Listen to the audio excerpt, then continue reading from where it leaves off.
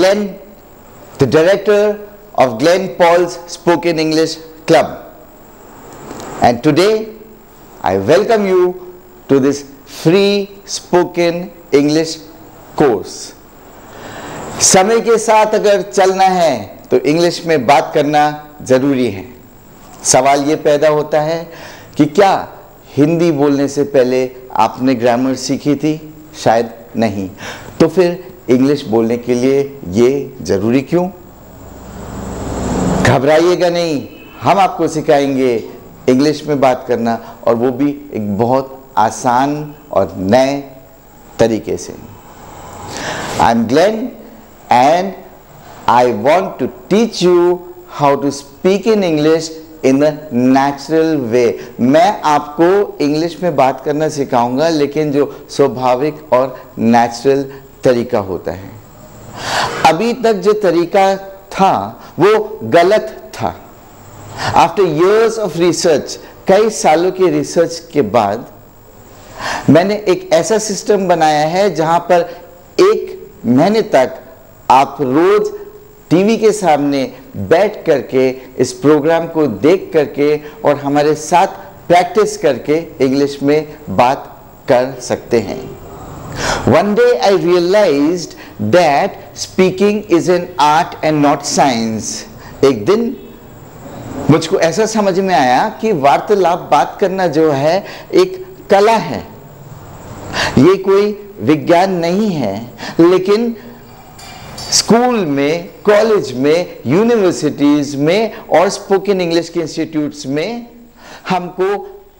हम जब spoken English के लिए ज्वाइन करते हैं कि हम कहीं जाकर के इंग्लिश में बोलना सीख जाएं, वहां पे फिर से हमको ग्रामर सिखाया जाता है, वर्ड्स वोकैबुलरी के लंबे लिस्ट सिखाए जाते हैं, और टेक्स्ट बुक्स पढ़ाए जाते हैं, नोट्स लिखवाए जाते हैं, और इंग्लिश के बारे में पूरा उसका साइंस और विश्लेषण बता दिया जाता है। लेकिन जब उसके आधार पे बात करने की कोशिश करते हैं तो कभी भी इंग्लिश में बात नहीं कर पाते हैं। मैंने खुद उस तरीके को आजमाया है, लेकिन उसमें सफल नहीं होने के बाद पिछले 5 साल से जबलपुर में कई एक्सपेरिमेंट्स और रिसर्च करने के बाद आज आपके सामने एक ऐसा टीचिंग प्रोग्राम लेकर के आया हूं जहां पे 100% आप बहुत आसानी से फर्राटेदार और बेहिचक इंग्लिश में बात करना सीख पाएंगे। इसके लिए हमने कुछ नियम बनाए हैं, some rules which I call the natural rules to learn a language. जो नेचुरल रूल्स है, जैसे कि मैंने पहले कहा कि अगर समय के साथ चलना है तो इंग्लिश में बात करना ज़रूरी है। सवाल ये पैदा होता है कि क्या हिंदी बोलने से पहले आपने ग्रामर सीखी थी? सवाल ये भी पैदा होता है कि क्या हिंदी बोलने से पहले आपको वर्ड्स और शब्दों का एक लंबा लिस्ट दिया गया? Did your parents give you a long list of words and their meanings कि इसको याद कर लो? After that, did your parents teach you all the rules of व्याकरण, कि आपको व्याकरण के नियम वगैरह समझाया और उसके बाद बोलना सिखाया? नहीं, वो तरीका जो है गलत है। स्कूल में आपने सीखा लेकिन बोल नहीं पाए, क्योंकि बोलने के लिए आपको बोलना एक कला के रूप में सीखना पड़ेगा। And I am going to teach you how to speak in English, and I am going to teach you how to speak in English as an art. So the rule number 1 is that please do not learn words and meanings. पहला नियम, जो पहला स्वाभाविक natural नियम, वो ये है कि कृपया करके शब्द और उनके मीनिंग ना सीखे। आप ताजुब करेंगे, आप बोलेंगे कि अरे अगर शब्द और उसके मीनिंग ना सीखे तो फिर बोलेंगे कैसे? जी हाँ, फिर से मेरा वही सवाल, क्या हिंदी जब आपने नेचुरली बोलना सीखा था तो शब्द और कोई लिस्ट नहीं दिया गया था? तो फिर अगर हमको शब्द और शब्द की मीनिंग नहीं सीखने हैं तो फिर क्या सीखना है? ध्यान दें कि आपने जब सुना है तो आपने सबसे पहले शब्दों के ग्रुप्स यानी कि फ्रेजेस या सेंटेंसेस या कहानियां ही सुनी थी। कभी भी जब बात करते हैं तो word by word, word by word, word by word, एक एक शब्द शब्द शब्द अलग बात नहीं किया जाता है। हमेशा हम वर्ड्स के ग्रुप्स में ही बात करते हैं।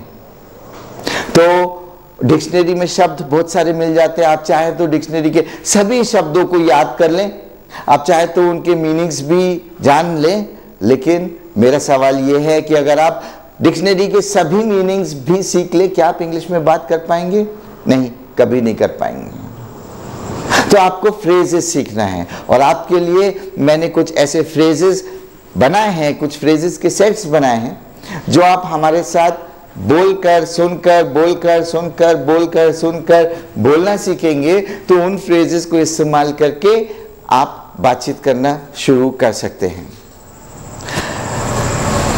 हमारे साथ आज की क्लास में, आज के फर्स्ट क्लास में, in the first class of speaking English in the natural way, I am going to say a few phrases. मैं कुछ फ्रेजेस कहूंगा और आप इन फ्रेजेस को मेरे साथ में दोहराइए।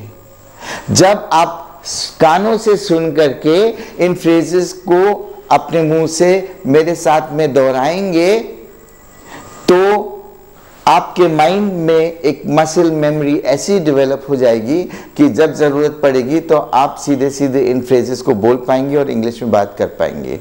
So the phrase number 1 is I have a, you have a, he has a, she has a, it has a, we have a and they have a। मैं 3 बार रिपीट करूंगा इन फ्रेजेस को और उसके बाद आपको कम से कम 10 बार, 20 बार, 25 बार, जितनी बार आप इन फ्रेजेस को रिपीट करेंगे उतनी ही ये फ्रेजेस आपके जुबान पे आएंगी और फिर मैं आपको बताऊंगा कि इन फ्रेजेस को इस्तेमाल करके हम कैसे इस स्पोकन इंग्लिश की यात्रा में आगे बढ़ पाएंगे। So repeat with me, I have a, you have a, he has a, she has a, we have a and they have a. I have a, you have a, he has a, she has a, we have a and they have a. I have a, you have a, he has a, she has a, we have a and they have a। जब आपने ये इन set of phrases को हमारे पहले lesson में सीख लिया और बेहिचक बोलने लगे हैं तो आप इसको इस्तेमाल इस तरीके से कर सकते हैं। मैं आपको ये बता दूं, आप बहुत ही जल्दी इंग्लिश में बात इसलिए कर पाएंगे क्योंकि आप हिंदुस्तान, इंडिया में रहते हैं और हिंदी बोलते हैं, लेकिन आप ताज्जुब करेंगे कि सभी वो मेन वर्ड्स, मेन शब्द और चीज़ों के नाम जो आप हिंदी में इस्तेमाल करते हैं वो दरअसल होते हैं इंग्लिश के। The words that you use in Hindi are actually English words. For example, आप अपने चारों तरफ नज़र दौड़ाएं, जो चीज़ें आपको नज़र आ रही हैं आपके घर में, आपके लिविंग रूम में, आप अगर टीवी के सामने बैठे हैं तो आप टीवी देख रहे हैं, दैट्स कॉल्ड टेलीविजन, वो इंग्लिश का वर्ड है। उसके बाद आपके यहाँ हो सकता है एक सोफा सेट हो तो सोफा सेट भी इंग्लिश का वर्ड है। Chair, table, room, your house, garden, gate, tree, plant, cycle, car, scooter, pen, pencil, book, ये सब डेली जो चीज़ें हमारे चारों तरफ नज़र आती हैं, ये सब चीज़ों के नाम आप ऑलरेडी इंग्लिश में ही पहले से ही बोलते हैं, लेकिन आप इनको इस्तेमाल करते हैं हिंदी भाषा में कि मेरे पास एक कार है। जब आप कहते हैं मेरे पास एक कार है तो कार वर्ड तो इंग्लिश है। अगर आप कहते हैं मेरे पास एक टेबल है, मेरे पास एक पेन है, तो पेन और टेबल तो इंग्लिश के वर्ड्स हैं, लेकिन मेरे पास है, आपके पास है, इसके पास है, उसके पास है, ये हिंदी के फ्रेजेस हैं। इंग्लिश में बात करने के लिए हमारे पहले नियम के अनुसार हमको फ्रेजेस सीखने हैं और शब्द नहीं सीखने हैं। According to the first rule of learning how to speak a language naturally, we have to learn phrases and not individual words. Now what's the power of phrases? Phrases say we get a full picture. When you use this phrase I have a, और इसमें जोड़ देते हैं कोई भी word, car, scooter, pen, house, gate, garden. I have a car, I have a scooter, I have a house, I have a pen, I have a book or anything. कोई भी noun आप जोड़ते हैं तो आप कह सकते हैं I have, मेरे पास है, you have a car, आपके पास है, he has a car, उसके पास कार है। इस प्रकार से जब आप सीखते हैं, when you learn in this way, then you get a picture in your mind.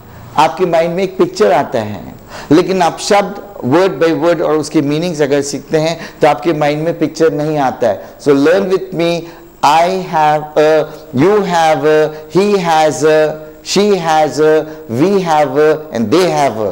Repeat it 10 times, 20 times, 50 times, as many times as possible. जितनी बार आप इसको रिपीट करेंगे आपके टंग की एक्सरसाइज होएगी, और जब टंग की एक्सरसाइज होएगी तो आसानी से ये सेंटेंसेस, ये फ्रेजेस आपकी जुबान से निकलेंगे।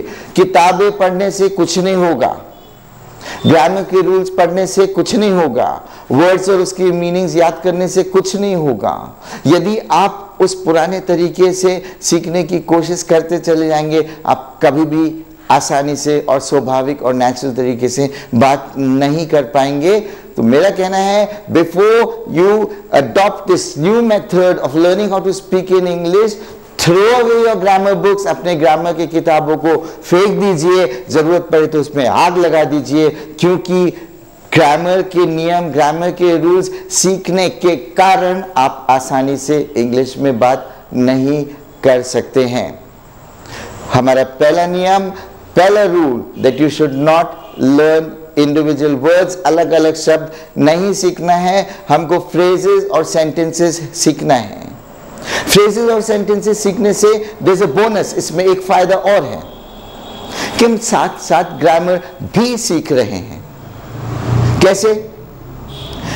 When we say I have, you have, he has, she has, हम हमेशा कंफ्यूज हो जाते हैं कि कहां पे have लगना है, कहां पे has लगना है, और फिर ग्रामर के नियमों की तरफ जाते हैं, वहां से पढ़ते हैं कि have फर्स्ट पर्सन सिंगुलर में लगता है, और सेकंड पर्सन सिंगुलर में लगता है, और थर्ड पर्सन में हैज़ लगता है, वगैरह वगैरह वगैरह। तो मेरा कहना ये है कि आप ये सब समझ जाएंगे, और जब बात करने की कोशिश करेंगे तो क्या आपके पास इतना टाइम रहेगा कि आप सोच सकें कि ये हैज़ कहाँ लगना और वो हैव कहाँ लगना है। इसलिए मैं कहता हूँ कि ग्रामर के नियमों के हिसाब से कभी भी बात करने की कोशिश नहीं करना, क्योंकि वो अननेचुरल है, इट्स रॉन्ग।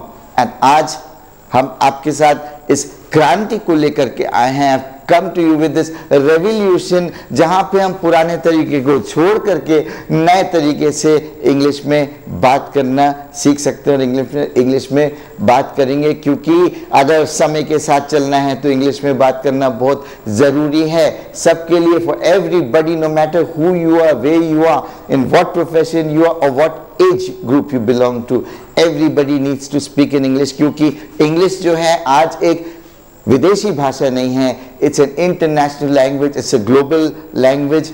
और अगर हम सभी लोग इंग्लिश में बात करेंगे तो हमारे बच्चों को और अच्छी नौकरियां मिलेंगी, because English is the language of the world. No matter way you, आप जहाँ भी हो, इंग्लिश में बात करना ज़रूरी है। और आपके ग्रामर की जानकारी या बाकी सब्जेक्ट्स की जानकारी जो है वो इतना इम्पॉर्टेंट नहीं है जितना आपका बात करना होता है, because today the world and business and everything depends on communication. This is the age of communication. और अगर आपका communication अच्छा है तो ही आप लाइफ में आगे बढ़ सकते हैं। अगर आपका कम्युनिकेशन अच्छा है तो भी आपका सोशल स्टेटस अच्छा माना जाएगा। अगर आपका कम्युनिकेशन अच्छा नहीं है तो फिर आपको वो इज्जत नहीं मिलेगी, और आप अपने आप में you will feel that you are below other people. And अच्छा communication, okay, you can do it in Hindi, but if you don't know English there is something missing in your life. अगर इंग्लिश में बात नहीं करते तो आपकी life में कुछ मिसिंग है। और इंग्लिश में बात आप इसलिए नहीं करते हैं क्योंकि आप ईजली, आसानी से, नेचुरल तरीके से इंग्लिश में बोलना नहीं जानते हैं। लेकिन हम आपको सिखाएंगे ईजिली, आसानी से इंग्लिश में बात करना। I am going to teach you how to speak in English easily, quickly and automatically in the natural way. So rule number 1, remember, I'll meet you again tomorrow. कल फिर मिलूंगा, रोज मिलूंगा और आपके साथ एक नए नियम की बात करूंगा. तो आज का नियम है कि वर्ड्स और उसके मीनिंग नहीं सीखना है, आपको फ्रेजेस सीखना है. And the set of phrases is I have a, you have a, he has a, she has a, it has a, we have a, and they have a. With this, I wish you bye for now. I'll see you tomorrow again, same time at your TV. Thank you and have a nice day.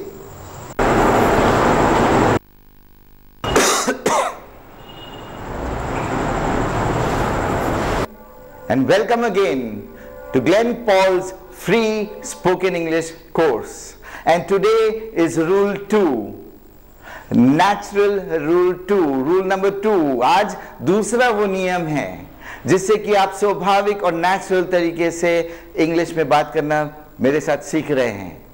Rule number 1 was, आपको याद दिला दूं, yesterday I spoke to you, कल मैंने आपसे बात किया था रूल नंबर 1 के बारे में, जिसमें हमने ये सीखा था कि rule number 1, natural rule number 1 हमसे ये कहता है कि शब्द और उसके मीनिंग नहीं सीखना है, लेकिन सीधे सीधे फ्रेजेस और सेंटेंसेस सीखने हैं. और आज हम रूल नंबर 2 की बात कर रहे हैं. Rule number 2, this may come as a surprise to you. इस रूल को सुन करके भी आपको ताजुब होगा, क्योंकि आपने स्कूल में सीखा कि ग्रामर जो है वो इंग्लिश का बेस होता है, it's foundation of the English language. आपको कॉलेज में भी यही बताया गया है, यूनिवर्सिटीज में यही बताया गया है, and all the other spoken English institutions में आपको यही बताया गया है कि grammar is the base of English. लोग मेरे क्लासेस में आते हैं and they ask me, they say that हमको थोड़ा ग्रामेटिकल मिस्टेक्स होते हैं, we have problem with grammar. So when we have problem with grammar, logic says we should learn grammar rules. But this is wrong. I want to tell you, ये गलत है. अगर आप grammar और grammar के नियम पढ़ेंगे तो आप कभी भी आसानी से इंग्लिश में बात नहीं कर पाएंगे. If you learn the rules of grammar, you will never be able to speak in English automatically, easily and naturally, because the reason that when you speak, जब बात करते हैं तो हमारे पास इतना टाइम नहीं है. We don't have time to think about the perfect tense, the past perfect continuous tense. We don't have time to think about prepositions. We don't have time to think about noun, pronoun, verb, adverb, adjective, conjunctive. Grammar. All your life you studied grammar. पूरे life grammar पढ़ा, लेकिन काम में नहीं आया. जब अभी तक काम में नहीं आया और फिर आप कहीं स्पोकन इंग्लिश के लिए एडमिशन लेते हैं, जाते हैं कि हम इंग्लिश में बात करना चाहते हैं, क्योंकि जैसा कि आपको मालूम है कि समय के साथ चलना है तो इंग्लिश में बात करना ज़रूरी है. लेकिन वहाँ जाकर भी आप निराश इसलिए हो जाते हैं कि आपको फिर से ग्रामर सिखाने लगते हैं, फिर से वापस स्कूल भेज देते हैं जहाँ पे आपको ग्रामर की नियम और इंग्लिश के बारे में सिखाने लगते हैं. दर्शकों, ऑडियंस, आप इंग्लिश के बारे में सीखना चाहते हैं या बोलना चाहते हैं? If you want to speak in English, stop learning about English and start speaking English. English के बारे में सीखना बंद करें और इंग्लिश बोलना शुरू करिए हमारे साथ. यू ऑलरेडी स्टार्टेड, आप शुरू कर चुके हैं. Now continue with me every day for this 1 month challenging course which I call a revolution in the field of spoken English. इसको मैं स्पोकन इंग्लिश के क्षेत्र में एक क्रांति कहता हूं, क्योंकि पुराने नियमों को अलग फेंक करके हमें नए नियमों से इंग्लिश में बात करना सीख रहे हैं.